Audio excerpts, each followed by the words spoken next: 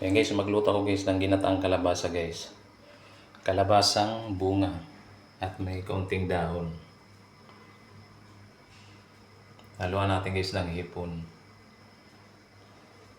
Ayan guys, ang sangkap natin guys. Lagyan rin natin ng tanglad para mabango.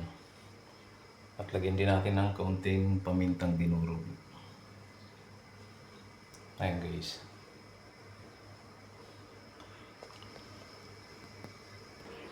Ayan guys, kulo na yung gata natin guys. Ilagay natin itong sangkap. Ayan, luya. Sibuyas.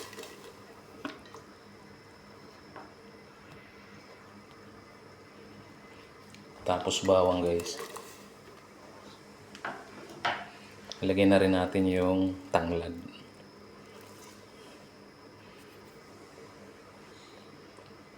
Ilagay na rin natin guys yung hipon.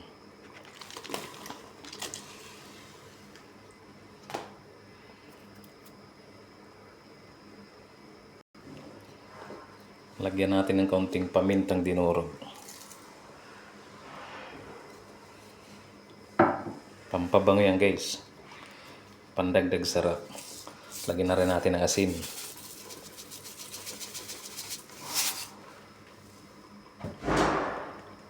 Lagyan din natin ng kaunting pampasarap. Pandagdag sarap guys.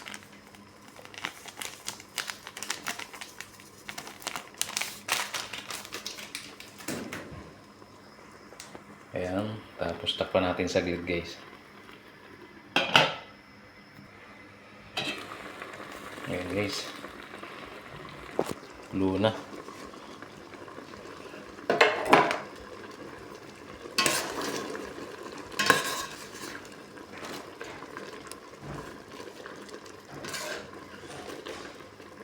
Pwede natin ilagay yung gulay. Lagyan natin to guys yung gulay.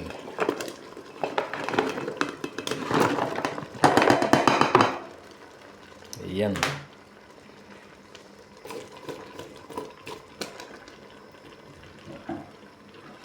Pwede na rin natin itong isabay sili. Tapos takpan muna natin guys. Mamaya natin lagay yung dahon ng kalabasa, yung talbos ng kalabasa. Tingnan natin guys.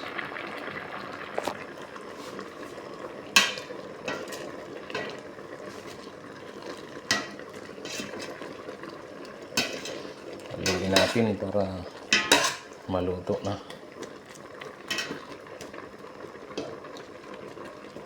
Tingnan natin kung malambot na.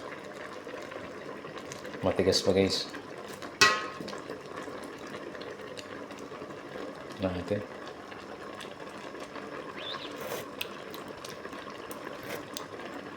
Ayos na guys. Sarap ng lasa guys.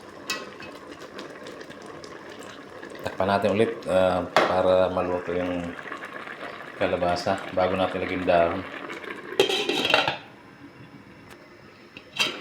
Guys, tingnan natin guys kung malambot na para malagyan natin yung dahon ng kalabasa, yung talbos. Ayan guys, pwede na guys, malambot na guys.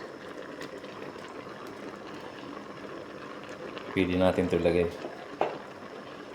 Okay, lagay na natin ito guys.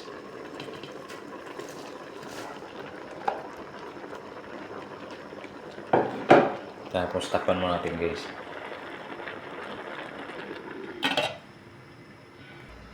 Ayan guys, tingnan natin guys kung luto na. Ayan guys.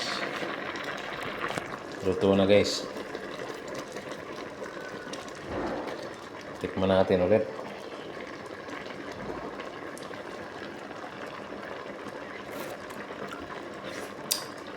Ayos na. Kanin na lang ang kulang. Ayan na, ginataan nating kalabasa, bunga at dahon mga idol. Ayan o.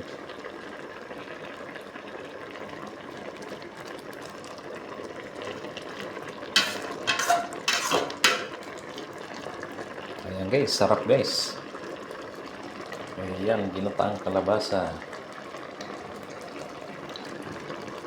Ang bango, nagpasarap dito, nagpabango dito yung tanglad mga idol. Tapos yung paminta. Masarap talaga pag may paminta. Ayan guys, thank you so much guys sa pag-panonood ng aking video.